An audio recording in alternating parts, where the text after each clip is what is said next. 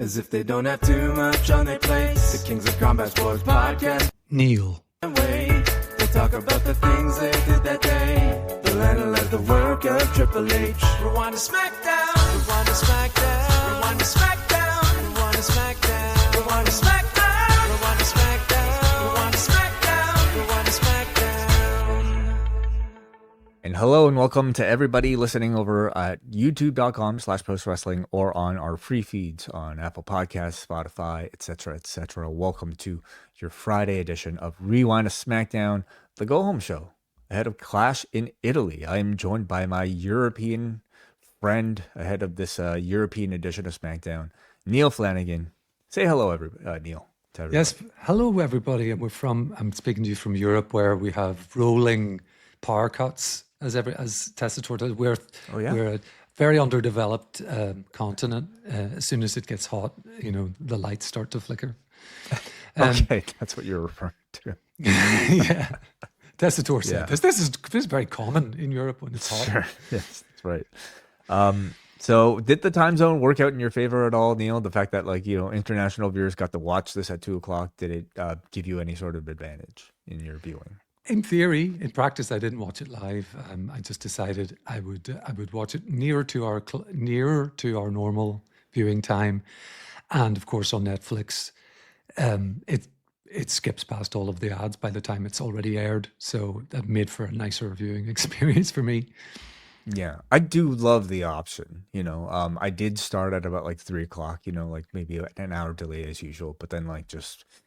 The grind of routine just kind of crashes and it kind of interrupts. So we are starting the show a bit earlier for our Café viewers. So it did at least buy me an hour, but beyond that, it wasn't that much help. Now we are going to try on Monday with John to actually he and I are both going to try to watch this during the afternoon so that we can go live for the Café viewers right at 9:00 is I think the time that we're trying for Monday's show. So we'll see how that works out. But so we got this European tour happening here Monday all the way until how long is this going on for? Do you know? I'm not sure. Is it just this show and then Monday and then? I think it's a fairly brief European tour. Next. They already did dates in England before tonight. I'm fairly certain they're back in the States by SmackDown next week. Well, we will let you know, of course, if with any scheduling updates over at postwrestling.com. Just maybe a little bit of house cleaning here because we want to promote, as Neal did a great job of discussing, the latest edition of Pollock and Thurston, talking about this WWE merger shareholder lawsuit and the great reporting of Brandon Thurston in being able to uncover a lot of this, and of course John Pollock doing some excellent work and being able to just convey this I would say pretty spectacular story, to the layman. I don't think there are better people in our space that are talking about stories like this than those two. So huge recommendation to Pollock and Thurston. And also big recommendation to our double and espresso tier exclusive Ultimate Fighters book club. Talking about this book called Ultimate Fighters by Lavi Margolin, where Neal and John basically, kind of used it.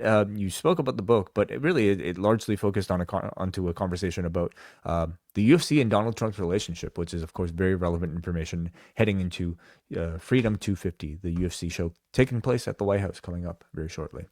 Yeah, very high recommendation for the book. I think it's fascinating, particularly for someone like me who isn't as steeped in the history of MMA and even in Donald Trump's business ventures in his Atlantic City years that I knew very little about. So it was a big learning exercise for me, and it's very well written. And I think we had a great conversation. And I believe John mentioned to me that he's thinking of putting us at least a sample of the show out for the broader listenership. So I think a very solid idea. Hope so. Yeah, we're going to give out a lot of freebies to people that might be on the fence about joining the Post Wrestling Cafe, because starting on June 1st to June 7th is our open house week, where you can just simply sign up at patreon.com/postwrestling for a free tier membership. You don't have to put in any sort of payment information. Just sign up for a free account and you can get access to all of our exclusives being released that particular week. And that includes our XL editions of shows like this one, Rewind of Raw, Rewind of Dynamite, where John or Neil and I will be talking about the news of the day as we have previously to starting here. You get ad-free versions, extended, and also time-stamped. We'll also be giving away our Minami Toyota retrospective that John and I will be doing on Rewind-A, taking place next week. Also, Collision Course, our New Japan Pro Wrestling Best of the Super Juniors final with Bruce and Karen, post-ProRes, and also the latest MCU Later coming out next week, talking about Spider Noir. So all of that at postwrestlingcafe.com. Free tier membership. Open house week starts next week at Post Wrestling Cafe. Awesome. And you don't even need to give your credit card details or anything like that. I think you just sign up with an email account and you're golden. So sample all of the extras, and there's plenty of them. I've got some housekeeping. Please. Sorry. On a personal level, Yeah. for the very small number of viewers out there who heard me on the free portion last week talking about my honeybee infestation. After the show, because I do this, it's dark outside, but it's 3 a.m. I finished the show and found some bees on the floor in this room. They had been attracted by my lights, which I have to use obviously because of the time of day. We got infested by bees in our chimney, and the pest controller guy came on Tuesday and in full hazmat gear and a hydraulic lift to get him up to the platform on the chimney where they'd set up home. He successfully took the queen bee humanely into a special box, and it attracted basically the entire hive of worker bees and drone bees. And he told me when he got done, this took 2 days, that there were literally thousands of bees up at the top of our chimney pot. Then he just poisoned what was left because he'd done the humane thing. He's got most of the colony, which he can give to the Beekeepers Association or whatever. Mm-hmm. And thankfully, we are now bee-free. So that's the update for anyone. The one or two of you who are interested in an update from my story from last week.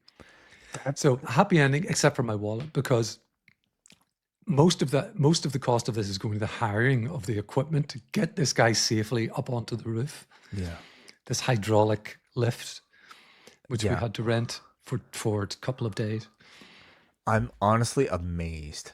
Like, bees could do at least that sort of financial damage. But I'm glad. I'm glad the humane thing was done. I'm glad, that the colony is able to survive and hopefully thrive, under better circumstances than the Flanagan home. No bees at all. Yeah. I found one or two kind of like really struggling stragglers. That's it. I feel bad for those guys. Yeah, I'm just vacuuming them up. They've got no chance. I couldn't even do the cup and piece of card thing to get them out. They're pretty much dead. So, R.I.P. R.I.P. R.I.P. Congratulations, Neil. Hopefully, this is the last we hear of this story. Oh yes, we've been proofed of things to be infested by. I mean, come on, like it could be worse, right? It could be, yeah. I'd rather that than rats or something, I think. Okay, let's go to tonight's edition of SmackDown from Barcelona. I do not have any Wrestle6 information, and I don't know if there's just some sort of like difficulty in inquiring, attendance figures for international shows. But how do you think the crowd looked and sounded on tonight's show? Looked pretty full, sounded raucous, which I expected and was very glad of. Agreed. They sounded absolutely great, as you would expect a starved European crowd to sound like, and this crowd certainly came through. We start things off here with, as I drag my notes out, Jade, Meechin, and B-Fab, who get, I would say, a pretty strong heel reaction here for the group, and they do try to kind of let it simmer on camera. Did it come across to you on camera like this was a significantly different reaction for these three than usual? It was definitely louder, I think, than usual, than last week, for example, for these three. they were even maybe put off their stroke ever so slightly in the speaking parts, by the crowd chants, which is understandable because some of the chants are in Spanish and, they're not quite clear on what's being said, I think. It was also very much an English chant of shut the fuck up, which Netflix were doing their usual, like missing it with the mute button.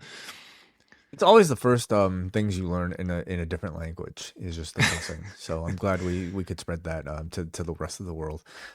So you do hear in some brief ad-libbing, BFAB insult the crowd a little bit in Spanish. And in fact, I kind of felt it was a bit of a missed opportunity to not have her play a bigger role in at least some of the dialogue with this international crowd here, seeing that she is fluent. They say Jade is the future and she's going to beat Rhea. And you get a bit of an awkward moment that kind of made it feel like Rhea's music was kind of late to cut him off, or maybe they had more lines that just some sort of miscue here is kind of how it felt like.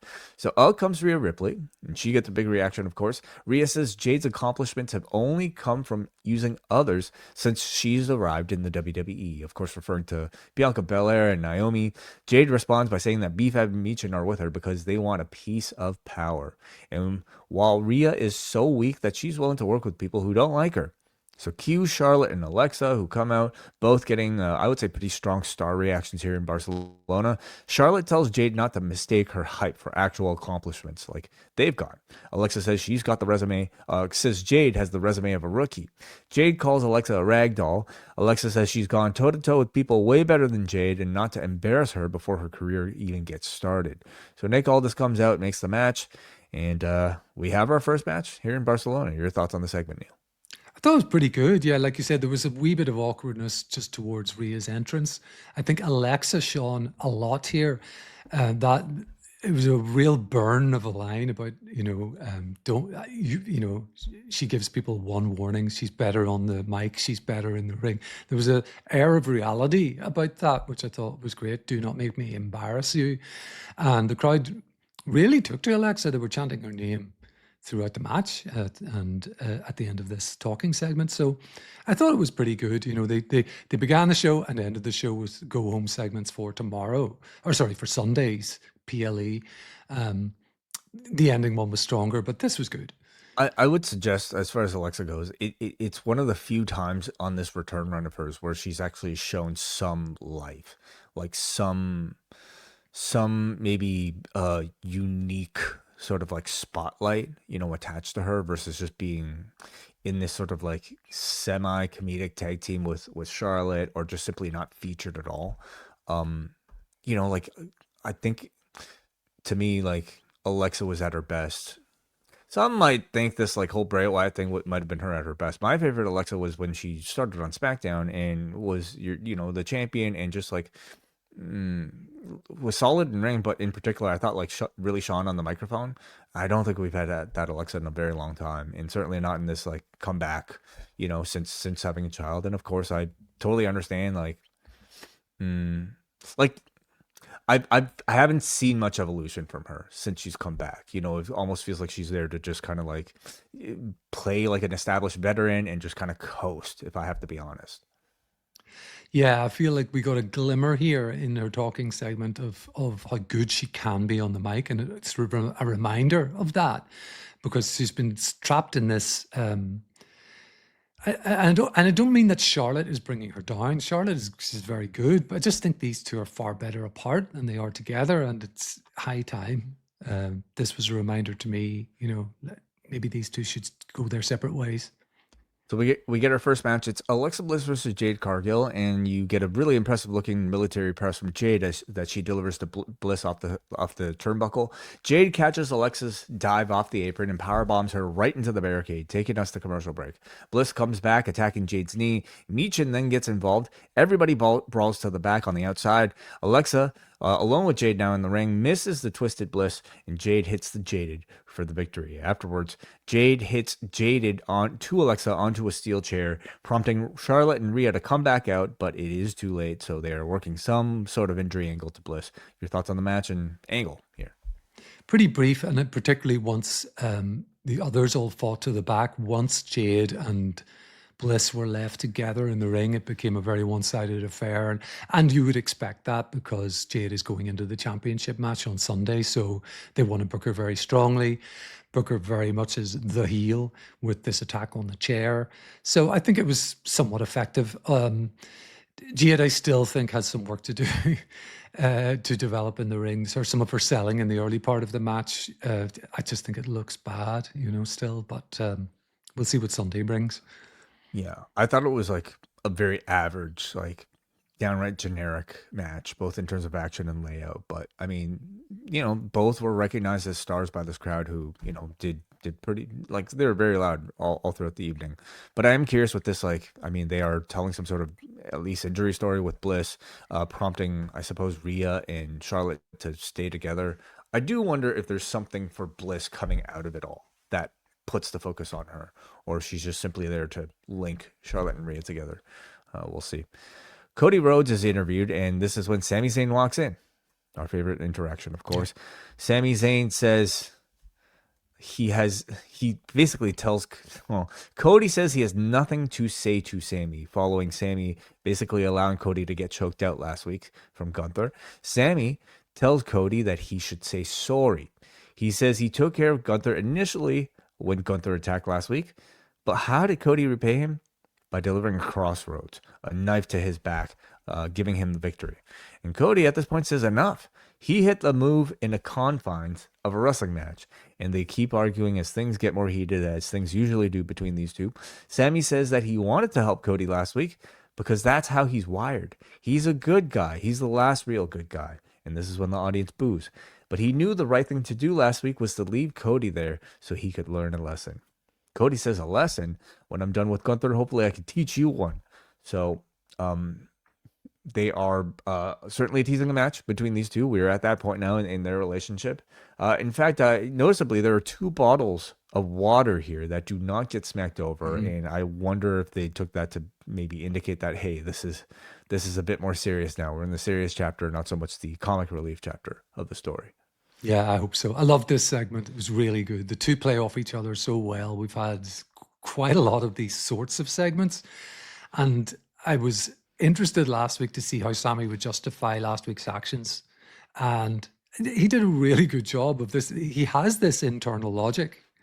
He didn't ask for the fight. He didn't want to fight his friend. And he had his back when Gunther first, got into the match. And then what did you do? You pinned me. You're a bad guy. I'm a good guy. Maybe you needed to learn a lesson. Of course, it doesn't really make sense, but it makes sense to Sami, and you can kind of understand that. And this is just a very interesting kind of heel to me. And again, and I say this most weeks, Sami's acting's tremendous. And Cody's sort of matching him for energy here. I mean, they really end up in a believable shouting match by the end of this backstage segment. Yeah, I can watch these two just argue over anything, for like a year, and I feel like I would be compelled.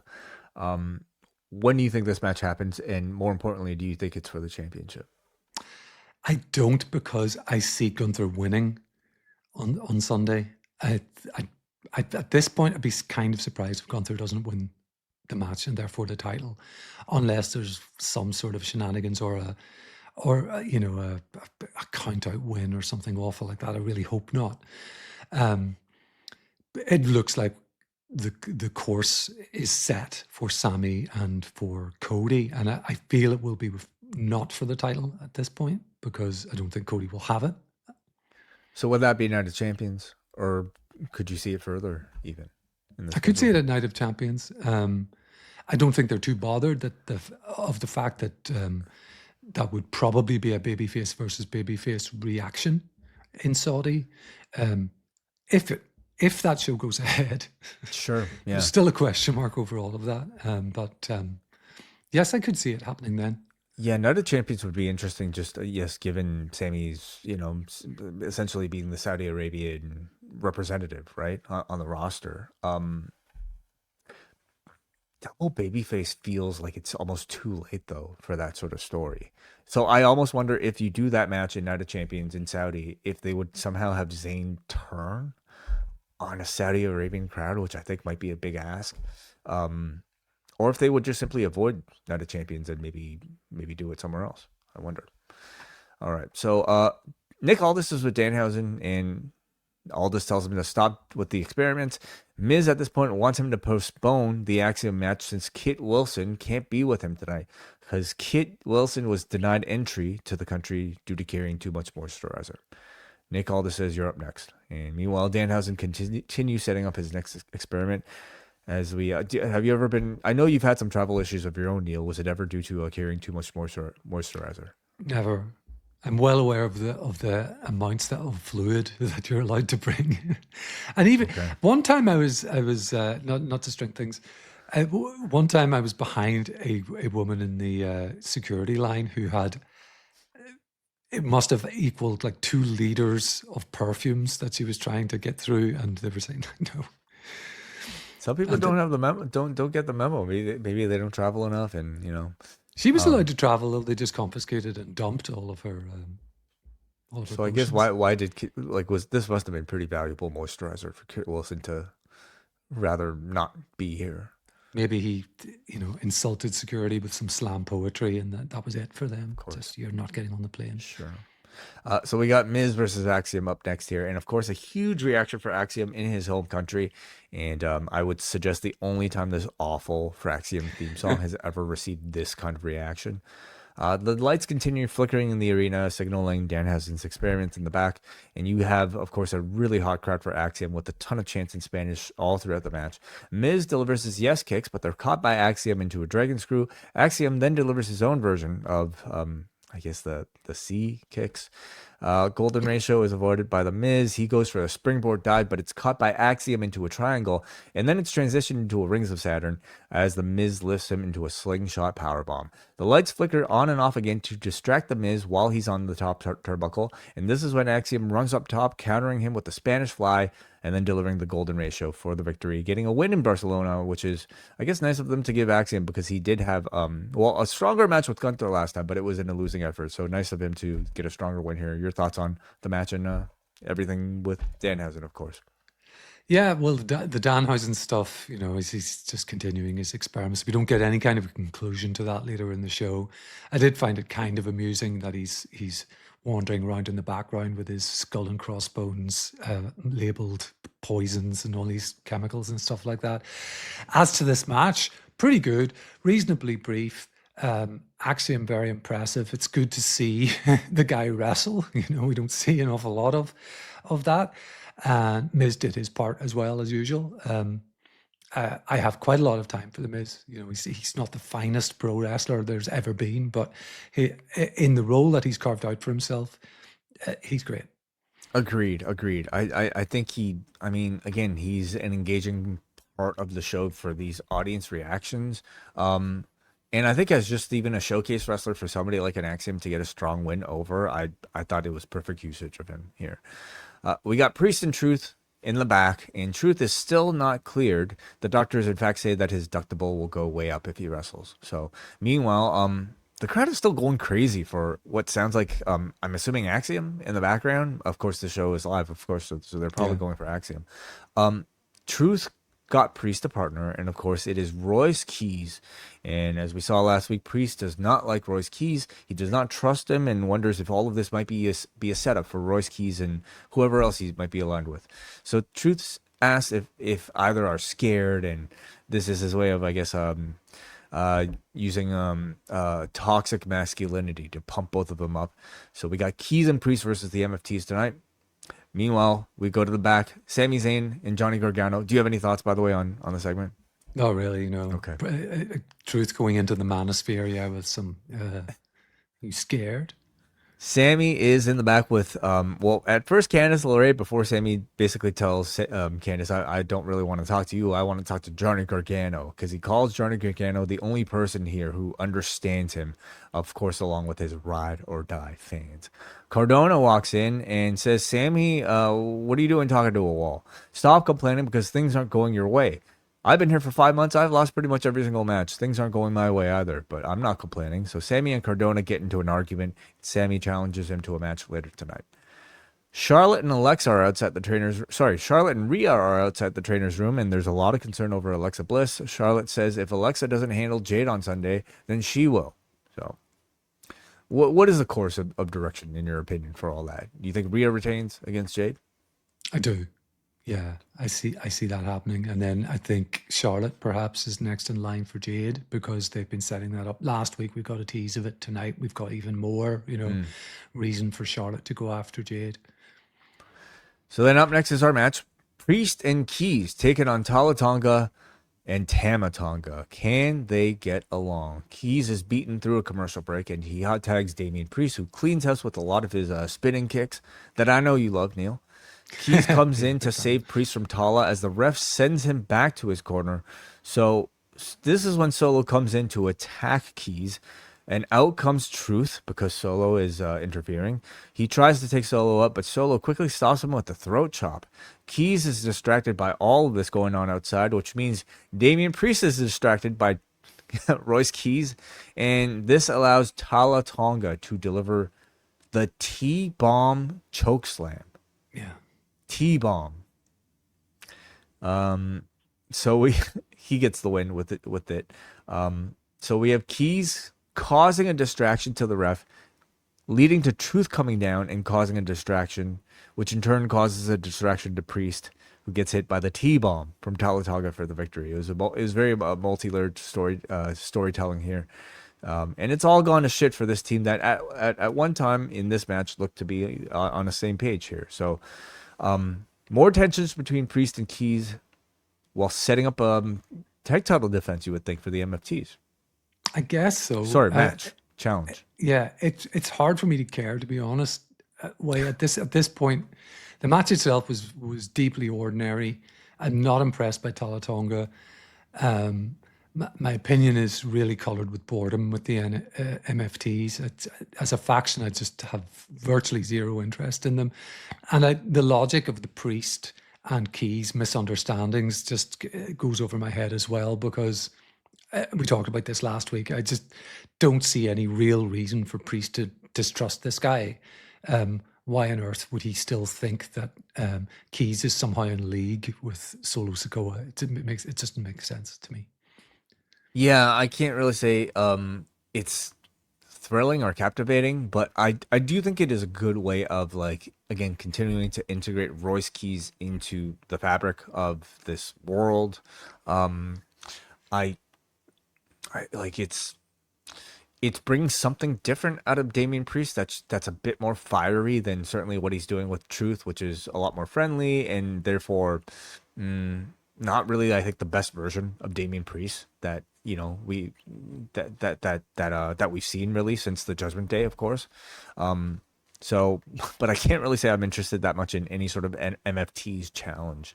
They are Tama Tonga, like, after flirting with like some sort of tension with Solo, that seems to have completely dissipated. And I don't know if they've changed course since like the releases of the others, because at one time you could have seen Tama Tonga be the one like turn babyface out of the group, and then it would be maybe Solo in the MFTs versus Tama Tonga. But now there's no real MFTs without Tama Tonga in the group. You just have Solo and Tala, so that doesn't really make sense. So it seems like they might be delaying that. I'm just curious if that might have changed at some point. There's so much that doesn't make sense. Last week we had the whole nonsense of them, Tama insisting that the match should be one-on-one, and then the MFTs interfered just as normal. It's this whole thing is a bit of a vortex of shit in my opinion. I also thought it was kind of notable in a unfortunate way that this very rabid crowd did not really greet Royce Keys with much of a reaction. So I'm afraid that has followed him to Europe as well. I don't know what he needs to do, but it's not quite clicking on all cylinders yet. Maybe what he needs to do is get away from this program, perhaps. So we go to Miz with Nick Aldis in the back, and Miz threatens to sue Nick Aldis because his life was in danger with the lights flickering here. And Aldis, in fact, actually agrees and wants to get to the bottom of it. And of course, they find Danhausen's experiment. Miz tries to destroy it, and Danhausen hits him with the fire extinguisher. And this is more of a tease of your bigger size Danhausen clone showing up at some point. Yet to be announced. So I don't anticipate it being Italy, but I guess it could be whenever. Could be on Sunday, I suppose. Mm. You do wonder how Kit Wilson managed not to get through security with some moisturizer, but Danhausen was able to bring what, to all intents and purposes, a dead body with him to Europe. But fair enough. It's Danhausen. He has powers of teleportation. I'm sure he can get by TSA. Sure, that's true. He may not have even taken the plane. He may have just manifested, Perhaps, yes. So our card for Clash in Italy is Roman versus Solo in Tribal Combat, Becky versus Sol Ruca for the IC Championship. And again, I think rather unfortunate that we have not heard anything, nor even a video package promoting Sol Ruca since that very unfortunate botch on Saturday night's main event. So that's the match that's taking place. Brock versus Oba 2. First hour on ESPN has Cody versus Gunther for the WWE Championship, and also Rhea versus Jade for the WWE Women's Championship. Because there are only 5 matches, do you want to give me your quick predictions for each of the matches, Neil? Yeah, let's do it right now. Okay. So I think that Cody loses to Gunther, and that would be and it's the first match. It's not only on the first hour that it was announced as being the first match, so that would be a pretty shocking way to start it, I guess, for the crowd. It's just the track record Gunther has that he gets into at the end in the finishing promo. I think it would be a mistake to end that momentum at this point, even though Cody is sort of top of the mountain. Agreed. Rhea Jade, I think Rhea retains against Jade Cargill. I'm intrigued to see how good that match will be. Because, as I mentioned earlier, I think Jade has a way to go in the ring. What do you think about that one? Rhea Jade, I think Rhea retains. Yeah, that's Yeah. kind of it. I don't foresee anything all that shocking. I mean, I hope the match is good, but I also don't see much. I mean, she's just kind of establishing her run, and I don't think putting the title back on Jade would. You haven't done enough with Rhea yet. So Yeah. yeah. Oba and Brock, I think that's a Brock win because I agree with, I think both of you and John had said we're probably headed to a rubber match between those two, which I do think Oba will be victorious in the end, but I think this will be probably a 3-match program and Brock will get the win on Sunday. Agreed. Now, handing Oba his first main roster loss, I mean, I think that they're gonna have to be creative in, Yeah. protecting him in some way, and I'm kind of curious to see what they do with that. So that to me is the point of intrigue, not necessarily who wins, but how they protect Oba in the loss. And then we've got, of course, also Sol Ruca versus Becky Lynch. Do you expect a title change here? I'm not sure. I would have said yes a couple of weeks ago. I just think we need all eyes are going to be on Sol Ruca in this match. We need a very clean performance for her, and we know she's capable because she's had some very good matches in NXT and even on the Saturday night's main event where they were bringing some of the NXT talents up, the John Cena last match show. So I still think we could get a title change there. But it's one that's very much 50-50 in my mind. I don't know. I think the answer is no. I think logic would tell you Sol Ruca has been winless basically in her first 3 matches, since officially debuting on the main roster. Logic would tell you that she'd probably win this one, but she's just not hot enough. In story, even in terms of crowd response, to make this win feel like it's one that you could really benefit from. This should be, an extended chase that hopefully you'd be able to, I don't know, develop, gain a bigger following for her through. So I don't see it. But again, they have the challenge, if they don't have her win, of how you're going to protect this poor girl who's been winless in. Well, at this point, it would be 4 matches. I mean, the more I think about it, the more I think it's such a weird way to get to the match by not having her win last week. But I don't see a title change happening.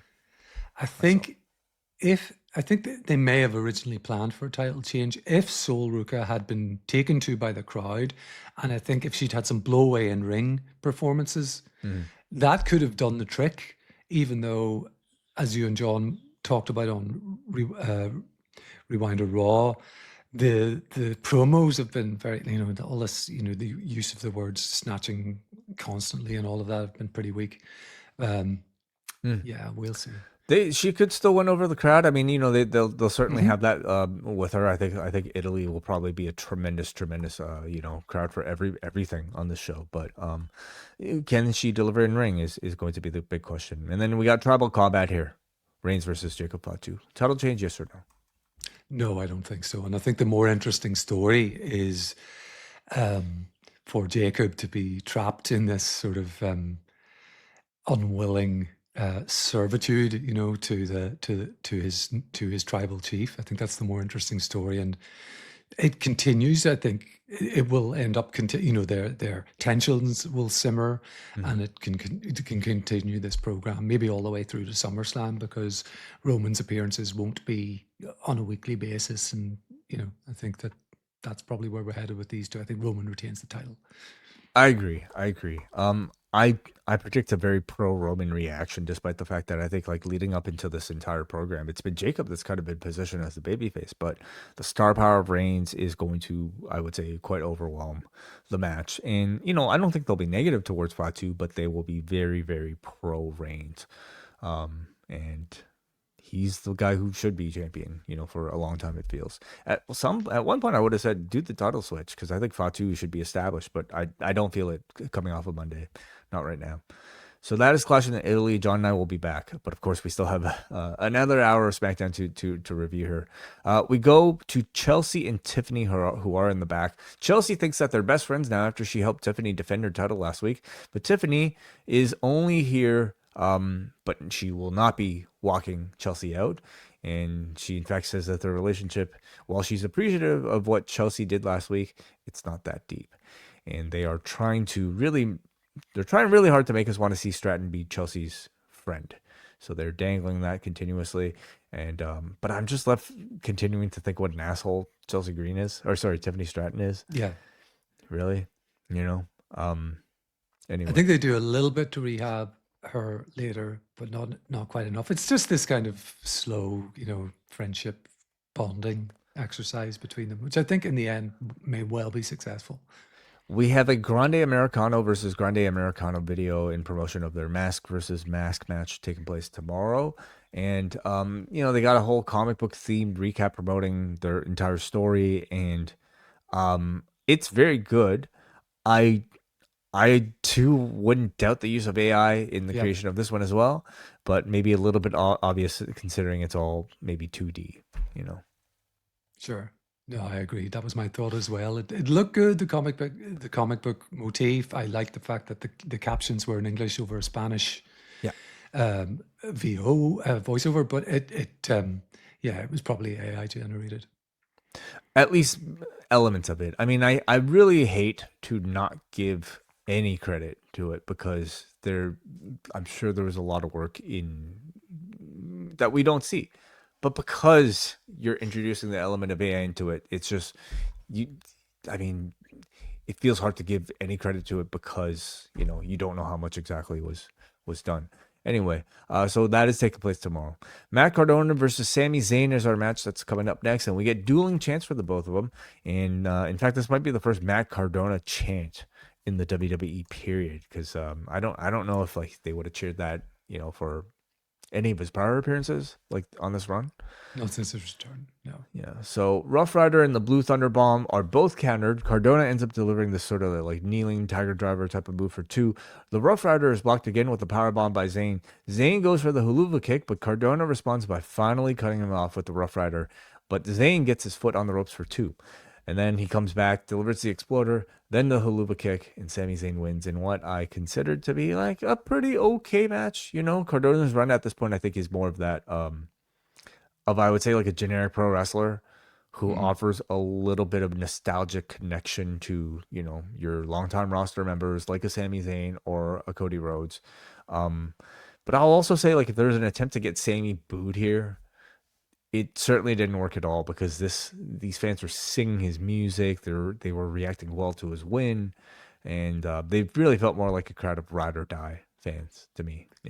Yeah, even during his entrance, he's getting plenty of high fives from the crowd. And of course, this character wants them, because he's looking for his ride or die. And he turns to the camera and goes, ride or die, baby, And I think that kind of works. It feeds into the Sami persona. So I didn't really mind that this crowd was split. And it is Matt Cardona, and no harm, but, he has his place in the mid card where really this is his role, is to take these sorts of defeats. Although in competitive fashion, we remember he was very competitive against Randy Orton with a broken wrist, so Sure. I do think, like, I mean, for the purpose of the story and the current character, I think like this Sami Zayn needs to maybe show his heelishness or at least cowardice or whatever negative quality you want to attribute him a little bit harder, especially in these international crowds where I think he's actually going to be more beloved than in like most US cities, for instance. So he might have a bit of a task in trying to get booed, because I think the rest of the world are full of ride or die Sami Zayn fans. We get a King of the Ring video voiced by King Barrett himself. Then we see Nick Aldis with Gunther in the back as Gunther promises that he will keep things civilized for their face-to-face with Cody Rhodes later on tonight, and he will only attack him verbally. This is before he also throws a shot at Barcelona, telling Aldis to book Madrid next time. Trick is with Yachty, and we get a huge reaction to Trick here in Spain. He says he did the best for the biz and took out the Miz. He made the most of his days and took out Carmelo Hayes. He talks about what's next, and he declares himself too for the King of the Ring. So out comes Melo. I should say he's the first one actually to declare himself for King of the Ring. So out comes Melo, and Melo also receives a really strong reaction on this show. They're chanting Melo pretty much all throughout his entire stay out in front of the crowd. Melo says Trick is the king of being on the mic and maybe the king of entrances, but he is too little to be King of the Ring.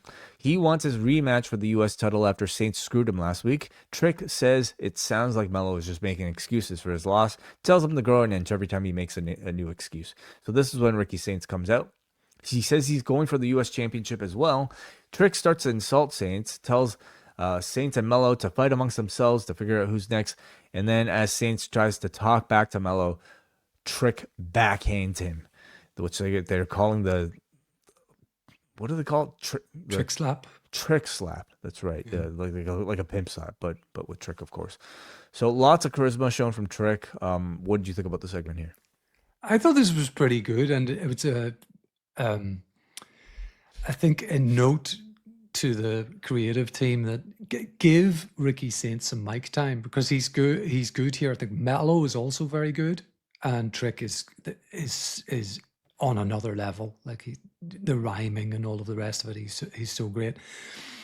The three of them I thought were very good on the mic in this segment, and I think my biggest takeaway was, if you want to get Ricky Saints more over to this crowd, I think he needs more mic time, because he did well tonight, and in recent episodes he's had very little. It's mostly backstage, where it's a bit less than and more scripted. Yeah, I thought Saints, to be honest, like I thought he felt like number 3 here in comparison to Trick and Melo, and I don't know if it's just because I think Trick and Melo had much better chemistry with each other because they have so much history.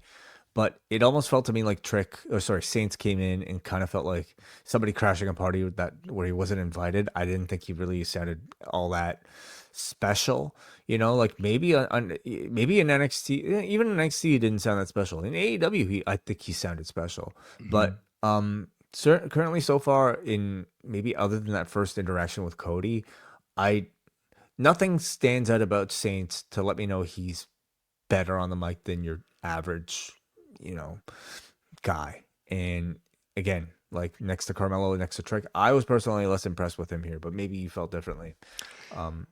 More so grading on a curve, just since his introduction to the main roster. I think he's not been handled very well. I thought tonight was a step up, that's all. So we get the match itself. It is Saints versus Mello here. Frog splash from Mello is met with knees from Saints, responding with the Northern Light suplex for 2. Saints tries to go for the tornado DDT, but it's beautifully countered by Schoolboy by Mello with the Schoolboy for a 2 count. The Dirty Diana gets a 2. They fight to the floor, and it's a double count out. This is clearly, obviously, they're trying to build to a 3-way. But even if you're going to do a count out, you would certainly hope for something a little bit more creative than just like guys who fight so hard they forget to break the count. Yeah. So good match, weak finish. What did you think, Neil?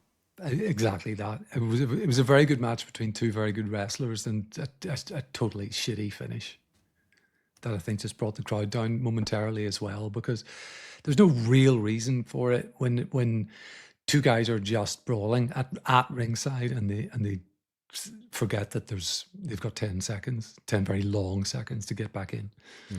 But I would say overall, really strong showing, in particular for Carmelo Hayes, who again received a great reaction in front of Barcelona here. Yeah. So we got in the back Tiffany Stratton with the Irresistible Forces. Nia and Lash threatened to beat up Chelsea before going after Stratton's U.S. Championship. And Stratton kind of plays, like somebody trying to act cool, like she doesn't care what happens to Chelsea, even though we're supposed to think that she actually does.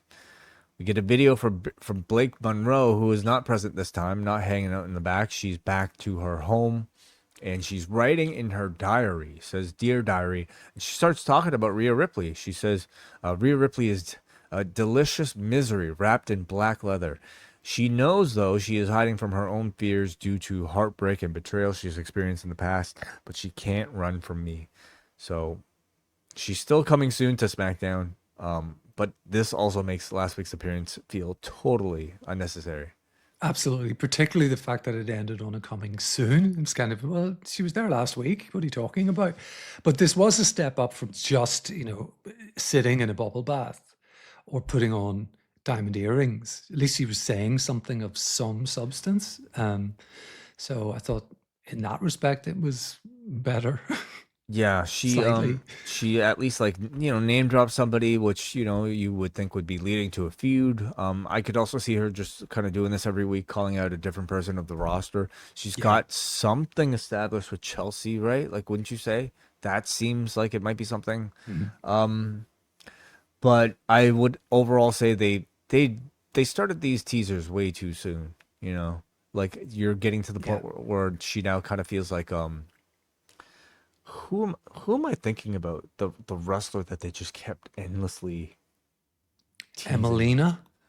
No? There's that one, certainly. And Veer then there's Mahan? Yes. Yeah. Veer is coming soon. And that became a standing joke. And I think it must have been a joke backstage, the Veer thing. Yeah, she's like, Blake Monroe is the new Veer, coming soon to Raw. They started, I think they greatly mistimed her. And you would hope at the end of Clash in Italy, ahead of the next cycle for Night of Champions, I guess, that they would have something for her. I mean, yeah, good video, I would say, like best among, I think, what we've seen, but it's still like to see a coming soon graphic for her at this point feels like it's a bit of a running gag. All right, so what do we got here? Chelsea Green versus Nia Jax, and it is Nia Jax's birthday, so happy birthday to her. And Chelsea's first match, by the way, since February, because of course she had she went in for heart surgery. Yeah. So she's back now. Chelsea, the babyface that she is now, delivers a suicide dive, taking us to commercial break. Chelsea goes for the Rough Rider, but it's caught with the power bomb as she delivers. But then she delivers a zigzag for a 2 count. She then hits the Rough Rider for a 2 count, which I think is our 5th attempt at a Rough Rider on this edition of SmackDown. Lash distracts on the outside. Nia Simone drops as she tries to set up for the Annihilator. Tiffany Stratton's music hits, and she decks Nia with the championship, which allows Chelsea to pick up the victory. So, like you were alluding to, Neil, I thought the crowd responded really well to Chelsea coming out to help, which kind of maybe makes this story feel like it's a success so far in them teasing, making us want to see Tiffany finally want to be Chelsea's friend. I'm not feeling it personally, but this is the union. What are you thinking so far about Stratton, but also a babyface Chelsea Green? I think it might be a decent direction. I've changed my mind somewhat on this. I really thought that the way to go for Tiffany Stratton is a heel turn because as this face character, there's so little to her character in ring. She's great, but paired up with Chelsea, who everyone loves, I feel that that might raise her stock somewhat. So I could see it being somewhat of a success. Yeah, I could still see Turn obviously coming off of it, but you know they're probably gonna give us a little bit of a team up before to make the turn more impactful. Yeah. So we'll see. We'll see. As a vehicle for Chelsea to become a strong babyface, I do like it. You know, it's allowing Chelsea to, you know, again, just continue to be established in this role, and the fans are already taken to her, and they just will, I think, you know, take to further interactions between the two. And I just hope like the performances from Tiffany Stratton are just a little bit better because I don't think she shines very well in these sort of backstage segments at all.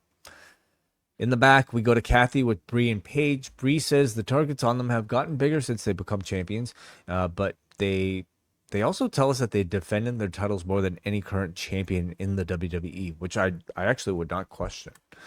Fatal Influence come in, and they interrupt to ask Kathy why she's wasting time.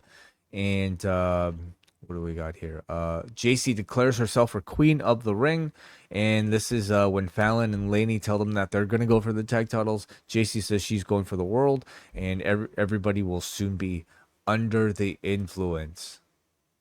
Yeah. I hope they don't run that one into the ground because I feel their promos so far, yeah, they're kind of generically heelish, but they've been also very effective. So yeah, I'm not a big fan of the of running a catchphrase into the ground. So yeah, but you know, for this very short appearance of Fatal Influence, I think they did well. I still love the facials from these girls. You know, they're healing it up I very feel like nicely. they can only explain like you know every performer's insistence, especially your NXT call ups, their insistence to like work their catchphrase into like their dialogue. If they explain that like you earn royalties from higher t-shirt sales, and this is all just an attempt to sell more t-shirts, you know, so they can make more money, right? All right, so Gunther and Cody delivering a face to face. This is our main event segment here for the evening, and Gunther says he is new to SmackDown, but he's already figured out that this show has to be about Cody Rhodes, and he suggests that Cody was brought up in the system through nepotism. So it's not really your fault, Cody. Says it's fitting that Cody calls himself the American Nightmare because he's the perfect symbol of the crumbling American dream. And this Spanish crowd actually starts cheering this. Gunther says he's not here to talk about his dad, the American dream, but the concept. Gunther says he was told to succeed in America, he had to work hard and sacrifice, and he did just that. He's earned his current position.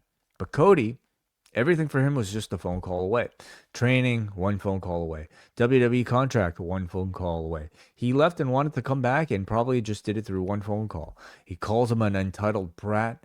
Says Cody needs to scratch his ego with the audience and the office's approval, but to Gunther, none of that matters. Gunther just wants to be the best wrestler and protect this sacred sport from people like Cody.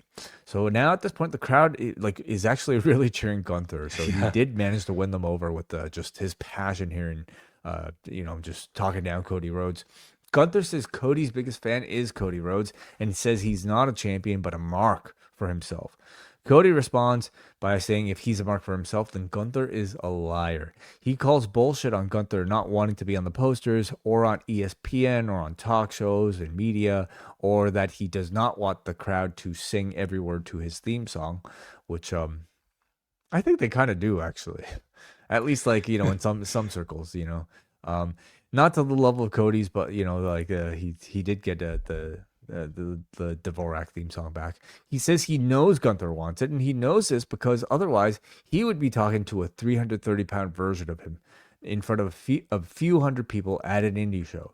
But instead, he is talking to the most refined and dangerous peak form of an athlete that he made himself. He says Paul Heyman used to warn him about being champion in order to intimidate him, but what he never told him is that this championship is addictive, and you, Gunther, are just as sick as I am. Cody says in Italy, Gunther will find out the worst thing that a pure wrestler like him could ever find out, and it's just that he's not that good. Gunther stops Cody from leaving the ring, says, I am not a liar. I promised to choke out Bill Goldberg, and I did. Promised to choke out AJ Styles, and I did. I promised to tap out Cody's hero, John Cena, and he did. And now he promises to choke Cody out and drop him like a wet towel before taking the title off of him. And this closes what I felt was a fantastic go-home segment between the two. Yes, agreed. This was just an excellent promo battle between the two of them. And it made some sort of logical sense.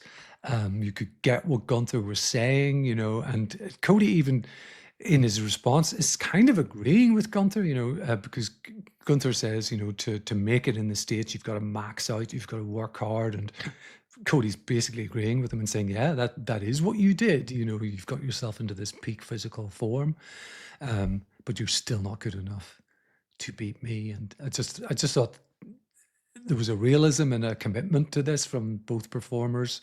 There was a logic to it all, and a really good go-home segment for this match. Agreed. I feel like we've heard, the Nepo baby critique thrown at Cody many times, but I felt Gunther did it in a way that sounded fresh and just captivating. But Cody's response, the line in particular about Gunther, knowing that Gunther cares as much as Cody does because of his weight loss, and then going on to say that this championship is addictive and you're as sick as I am, I thought like these were both tremendous lines. And I think Cody in this segment continues to show why he's still so valuable as a babyface. He can sound tough, he can sound cool even, while still maybe holding up like these sort of I don't know, moral standards, So this was a very strong Cody babyface performance here, and a really strong Gunther performance too. One that turned him in front of this crowd, at least for a portion of it. So this segment to me made this match feel bigger than Tribal Combat, like in my opinion. Yet it is the match that is starting off the pay-per-view. It's the match that's going to be on ESPN. Now, of course, ESPN is going to be the bigger platform. More people are going to watch that match. So it's sensible. But what do you think? Does it make it more or less like, well, you kind of told me your prediction, so I don't even have to ask you, but it's the one thing that gives me pause is the fact that it's opening the show. And I think that the big moment of the show, if there's to be a world title change, is more likely to be this match than Roman, much, much more likely. And I think that would be an unconventional way to start the PLE. But I still would lean towards that result. I think I would too. I really would. I mean, you would think the person like Cody Rhodes, like he's what are these QB1, losing the championship would be the show closing moment on any pay-per-view rather than the opening segment. At the same time, I just can't see a result other than Gunther winning here, and we'll be interested to see how all of that plays out. So that is SmackDown. Your thoughts on the show overall? I thought it was a decent show. And a very, very good closing segment. I enjoyed a couple of the matches. Thought Axiom was very good. Axiom and Miz was, to have a little showcase for him on home turf. The opening segment wasn't as good as the closing one, but at least, it gives us something going into the PLE. The mid part of the show was more of a standard SmackDown, but it was elevated by a very active, vocal European crowd. So all in all, pretty good. That's how I felt about the show overall. I thought it was like largely an average, edition of the show with a very strong, closing segment, but this crowd kind of made everything feel much better than average. As far as like, further directions, I guess you've what are the big developments here?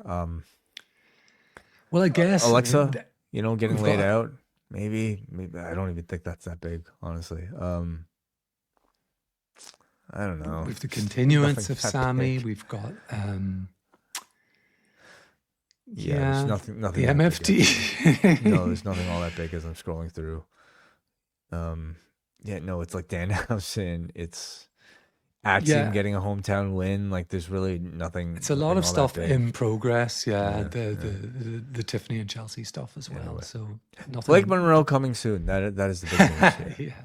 All right, so those are our thoughts on SmackDown, and of course, John and I will be back Sunday evening talking about Clash in Italy over at youtube.com/postwrestling. For those of you watching and listening on Patreon, do check out Collision Course happening also on Sunday this week with John Clanchester and Kate from Montreal, but also stick around right now as we head over to talk about your feedback to SmackDown.